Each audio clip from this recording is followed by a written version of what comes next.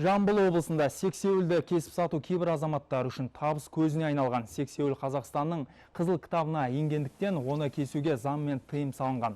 Мойынқұмда сексеуілдің қоршаған орта үшін атқарар маңызы зор. Ол құмды тоқтатып, жан-жануарлардың көбеюіне ықпал етеді. Дегенмен заңсыз табыс тапқысы келетін азаматтар ештеңені түсінгісі келмейді. Қазір қаладағы кәуап пісіретін кафе, мейрамханаларда кесілген сексеуілге деген сұраныс жоғары. Бұл өз кезегінде көлденең табыс тапқысы келетіндерді заңсыз әрекетке итермелейді. Өткен мереке күндері табиғат қорғау қызметінің инспекторлары 2 тонна заңсыз кесілген сексеуілді алып келе жатқан Шу ауданының тұрғынын ұстады. Оған қатысты қылмыстық іс қозғалды. Ал Жамбыл облысының тұрғыны 37 келі балық аулағаны үшін 3 жыл бас бостандығынан айырылатын болды. Балықтар уылдырық шашатын кезде оны аулауға тыйым салынған.